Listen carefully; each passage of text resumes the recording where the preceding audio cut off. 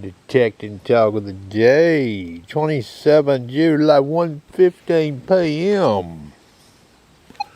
You know, there's a guy over there on the friendly forum. I don't believe he has ever run a Manticore, and he keeps talking about it. Or he said this, he's made this statement over there at least twice, if not more. And I've done responded again. Oh, I've not seen any user tell me how this trace on this Manticore could help them make a dig decision. Well, I'm going to give you a real simple example here, because this gentleman needs professional help, and I'm going to be the professional here, okay? Now, this is the 9-inch coil on this machine. That just happened to be what was on it, okay? I'll leave the machine in all-terrain general. I reset this machine. I turned the volume up and turned the sensitivity up. And I've added some notch disc. I've got this machine right now disc over to 70. Now, I'm going to mash the horseshoe button, and since there's no iron in this experiment, this is just one example, by the way. You see that piece of aluminum tape, silver dime. You see them there, right? They're pretty close together. So what could this 2D screen do for you? For an experienced Manticore user, not somebody that likes to talk and has likely never run one. I'll show you first. That's a zinc and penny. Now I'm going to turn the horseshoe button on, okay? So you see that. That target is probably not of interest to us, is it? See that dot? That's not of interest to us generally. Zinkins, you know, they are in, wherever you want to select dig. Horseshoe button is still in. You see what that screen's doing?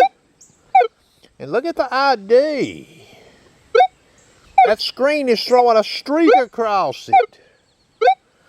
You see that? What would that tell an experienced Manticore user? Uh-oh. Maybe I shouldn't believe that ID. What about if we come over here from this direction and sweep? We still have low ID. But that silver dime is down there, ain't it? You see that ID in that window? Now I'm cheating the coal. 62 in the window. So that's not a silver coin ID, huh? So I'm sweeping over here again from about 6 inches above. Speed 4. And we see that trace. It's streaking across that screen, left to right.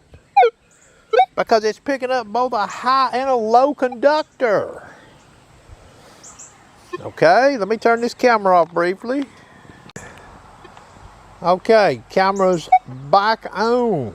Okay, now horseshoe button was mashed. Now the discrimination is in there. Like I said, I've got it notched to 70. What do we hear?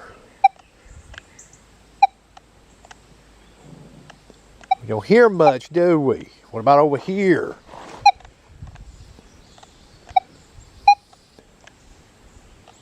Notice that. So, I'm going to remove the foil tape, aluminum tape. You see what we've got for ID? You see this zinc on over here? It's notched. I'm going to match the horseshoe. You see that?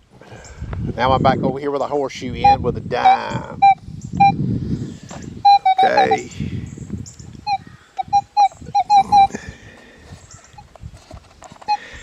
It's back down there, that nuisance target masker. You see what that screen's doing?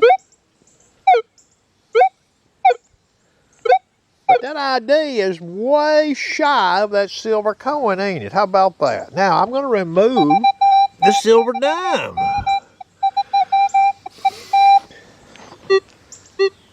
How about that? Did you ever see that in the screen when I was sweeping that target? The answer is no, not for ID. Silver dime back down there.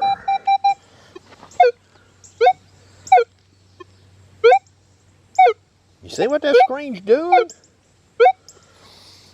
So if you've seen a 51 ID, for example, in the wild, and you see that screen streaking across there like that, you don't ever see no 10 in the meter. You notice that?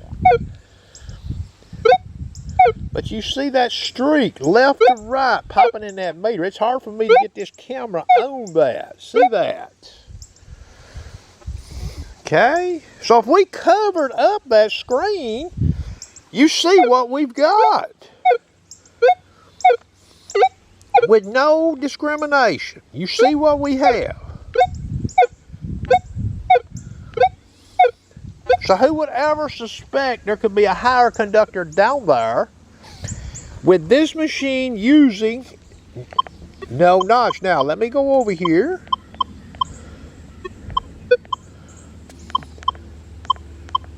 One region, all tones. What does it sound like?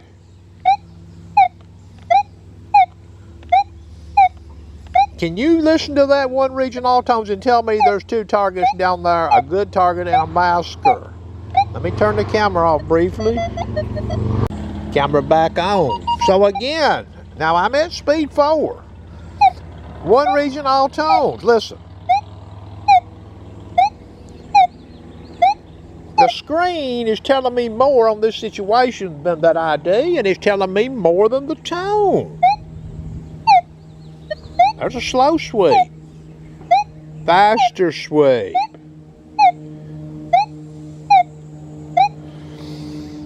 I can't tell you, I would never bet the farm if we covered up that 2D or whatever you want to call it, trace screen, sweeping on that right there. I would never bet the farm that there's a high and low conductor down there with this machine. But with that trace screen on there, I might bet some money. More so. See that screen? What it's doing? Okay. That's one region, all tones, no discrimination. Let me turn the camera off briefly and I'll make one more change here. Camera back on. Okay, now I've changed the discrimination. I've discriminated over to the number 51. That's what you're looking at. I believe this motorcycle's coming back. Alright, camera back on. Okay, so I changed the discrimination now, 0 to 51. So the foil is discriminated out. Okay? Now what happens here? Just looking at the ID and listening to the tone. So we hear one target tonally. Look at the ID, 52. Now remember, I've got the notch or disc set to 51 right there. You see that? But watch what happens here. Looking at the 2D screen, the trace is right there. See it right there? How about that? So we could suspect, looking at the 2D trace, uh-oh, we have a target with a higher conductivity level than 51. That's what my discrimination is. Again, without the 2D screen sweeping over this, you got a 52 and you get to hear the tone. That's one region, all tones. So you get to hear the pitch of that tone. That's one region, all tones. Now I'm going to remove the foil. Sweep from a similar height. One region, all tones. What do we hear? You hear that higher pitch? That's what a dime sounds like, silver. And see the ID. So this gentleman on the friendly forum, if you don't watch this video and if you can't admit that this 2D screen does have some benefit. Now remember, the situation has to present itself. And the user has to be, we'll just use the word, smart enough or experienced enough to use it to their advantage. Okay? Because you can clearly see in this very simple example right here, a lot of your machines out there running over that scenario with that foil down there, they would not suspect a high conductive coin like that silver dime, would they? Now, if you're going to dig every swinging signal, this is all meaningless. But this machine has some good capability to select dig.